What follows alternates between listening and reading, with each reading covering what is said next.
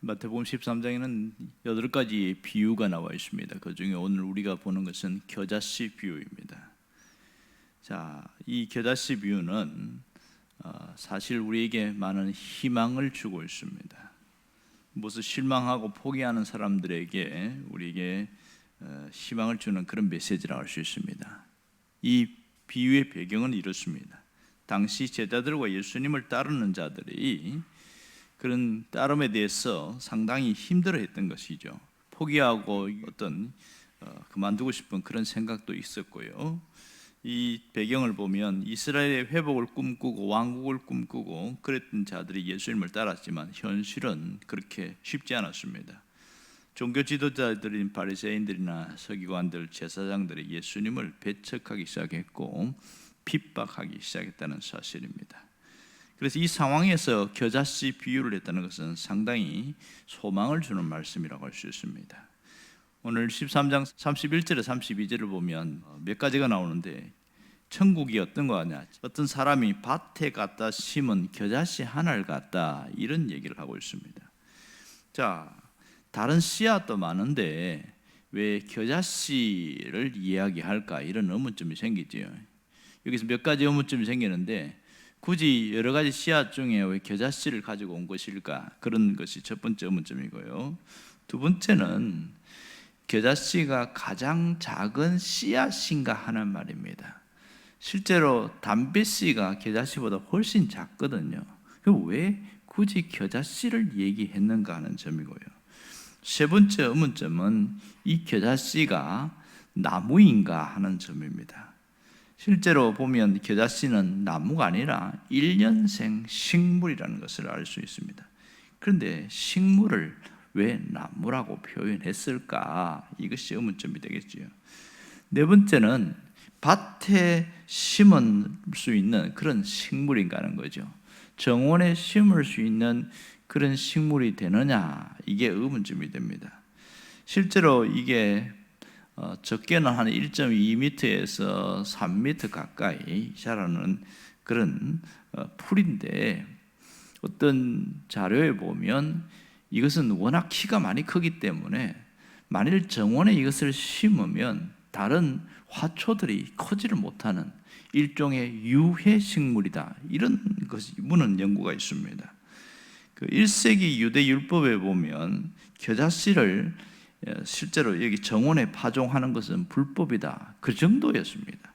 그런데 예수님은 왜 이 천국은 겨자씨와 같다 이런 얘기를 하는 것일까 하는 점이지요. 그것은 겨자씨가 갖고 있는 특성 때문에 그렇습니다.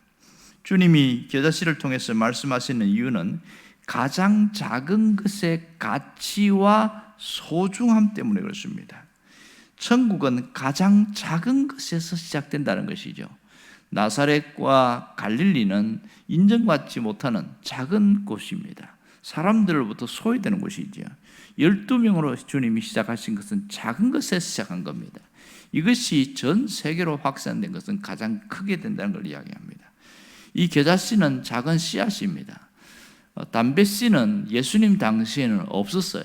그래서 그 당시 팔레스타인에서 가장 작다는 관용어 표현을 쓸 때는 겨자씨 이렇게 해서 그래서 겨자씨를 이야기한 것이죠. 우리나라에 보면 뭔가 작다고 이야기할 때 좁쌀만하다, 콩알만하다 이런 얘기를 합니다. 이것은 관용적 표현입니다. 작다는 뜻이죠. 이스라엘에서 마찬가지로 겨자씨는 이렇게 겨자씨 같다 그러면 아주 작은 것을 말하는구나 그렇게 이해를 한 겁니다. 당시 이스라엘에 2월, 3월이 되면은 그때는 그 겨자꽃을 많이 볼 수 있었는데요. 갈릴리 지역에 특히 평지 들녘에 보면 노랗게 피어 있는 겨자씨가 상당히 많았습니다. 겨자꽃들이 많았는데 마치 유채밭에 가면 노랗게 피어 있는 그런 유채밭을 보면서 굉장히 좋아하고 사진도 많이 찍고 하는 것처럼 노랗게 되어 있습니다.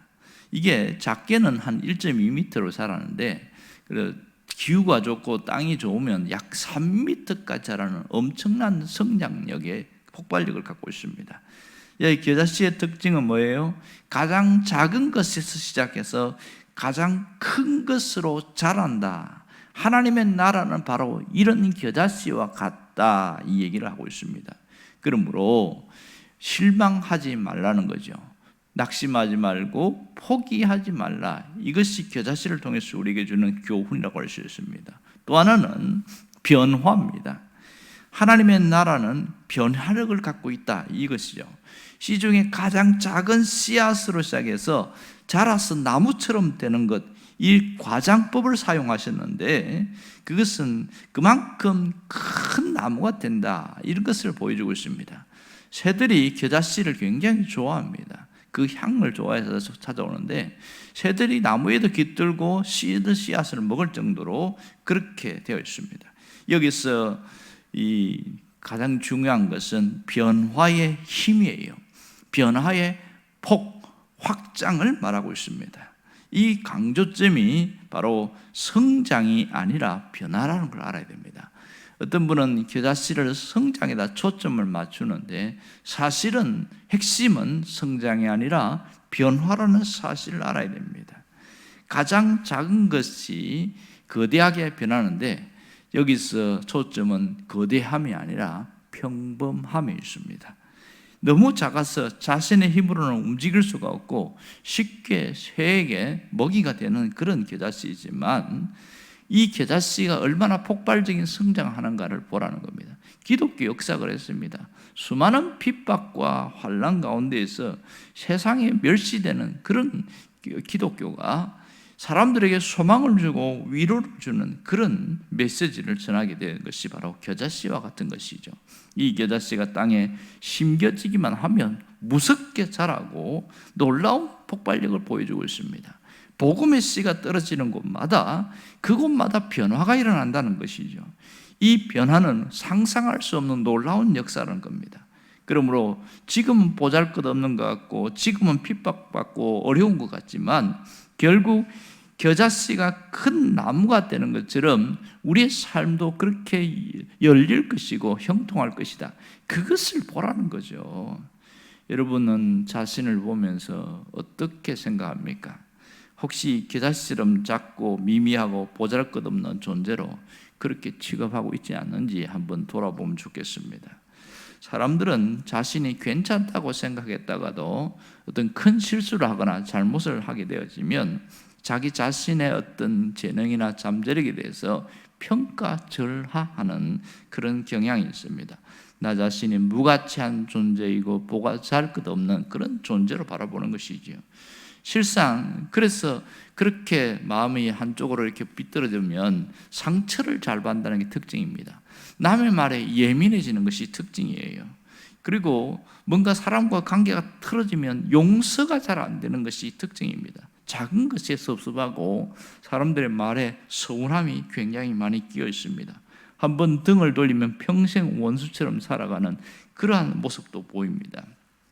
어떤 때에 자기 자신은 보면 한없이 초라하고 미미하고 작은 겨자씨 같은 그런 모습을 생각합니다. 하지만 이렇게 생각하는 것은 이 겨자씨가 갖고 있는 비밀을 모르기 때문에 그렇습니다. 하나님은 우리를 어떻게 생각할까요? 하나님은 우리가 어떤 자로 살기를 원하실까요? 하나님은 변화의 힘을 가진 그런 자로 살기를 원하는 겁니다. 우리가 나 자신은 초라할 수 있어요. 미미할 수 있습니다. 하지만 내 속에 복음이 있고 내 속에 하나님이 계시면 놀라운 변화의 힘을 가진 자라는 것을 깨닫기를 원하는 겁니다. 이 겨자씨 비유를 통해서 우리에게 주시는 것은 초라하고 나약한 그런 모습이 아니라 바로 큰 나무의 비전을 가진 그 겨자씨처럼 살아가라는 것이 핵심입니다.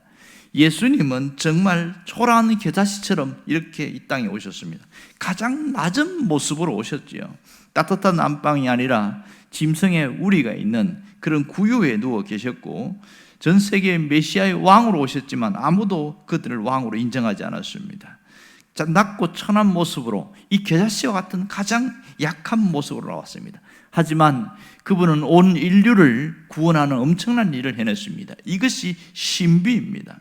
이 세상에 있는 사람들이 예수님을 통하여 구원받는다는 것은 놀라운 신비요 기적인 것이지요. 이게 기적입니다. 지금도 주님은 연약한 자를 통하여 그 복음의 역사를 이루어가고 있다는 사실을 기억해야 됩니다. 예수님이 선택한 12명의 제자들은 대단한 사람이 아무도 없었습니다. 그들 중에 보면 무명의 촌사람들, 그리고 고기 비린내나는 어부들, 천덕꾸러기 세리와 같은 그런 사람들을 제자로 삼으셨다는 거죠. 이렇게 복음의 역사는 처음에 미미하였지만 상상할 수 없는 엄청난 일들을 하게 만듭니다. 성령께서 임하셨을 때에, 오순절 성령이 임했을 때는 폭발적인 변화가 일어났습니다.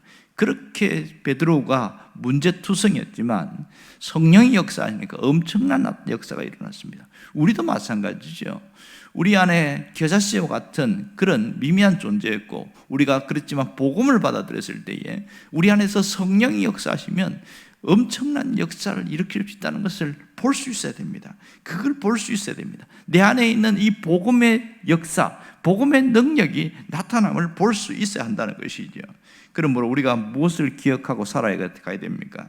내 안에 복음의 생명의 소중함을 깨닫고 그 생명으로 살아가야 된다는 것을 놓치지 말아야 됩니다. 이 겨자씨 안에는 가장 중요한 것은 생명이 있다는 사실입니다. 아무리 작아도 그 속에 생명이 있기 때문에 놀라운 일을 할 수 있습니다. 우리가 갖고 있는 이 구원의 복음에는 생명이 있습니다. 예수 그리스도가 우리 안에 계시고 우리 안에 하나님의 나라가 시작되었기 때문에 온 세상을 되어볼 수 있는 것이죠. 정말로 겨자씨와 같은 작은 자였지만 큰 역사를 이룰 수 있습니다.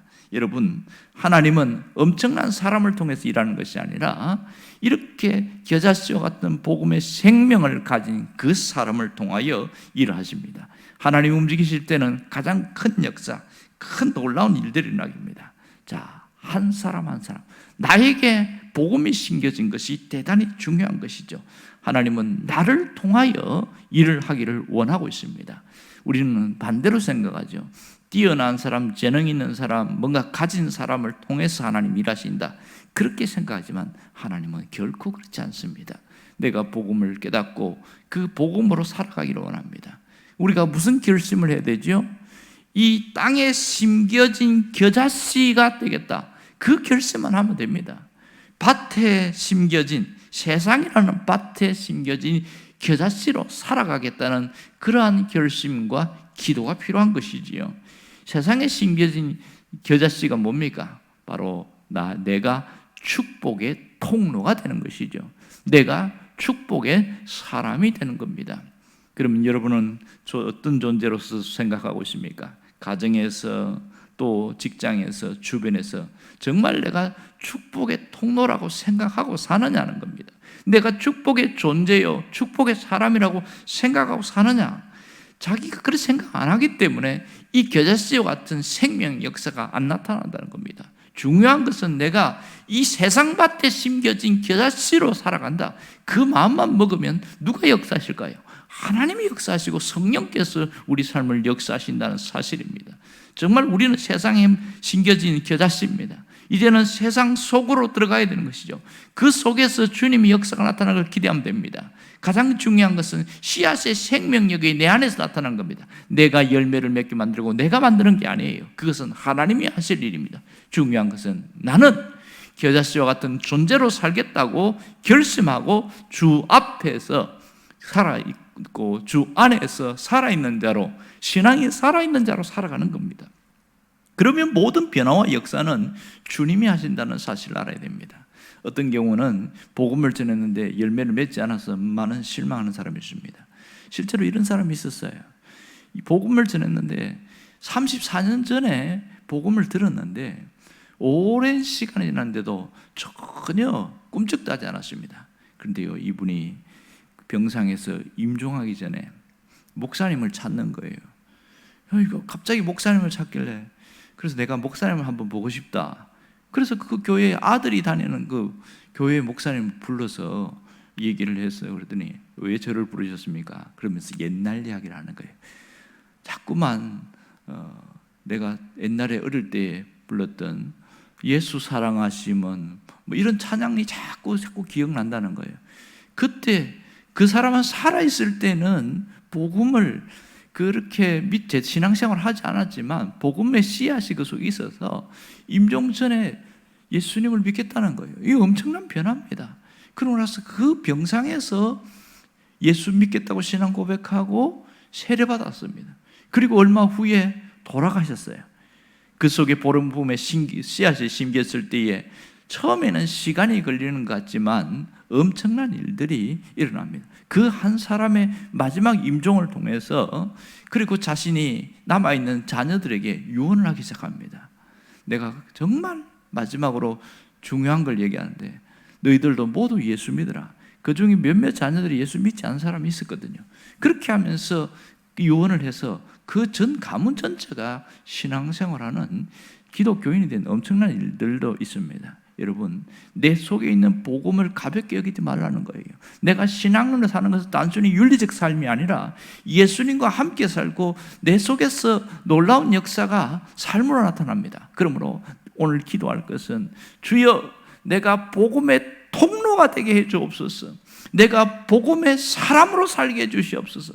복음적 존재가 되게 해 주옵소서. 나를 통해서 이 엄청난 일을 일어나게 해달라고 기도할 수 있기를 바랍니다.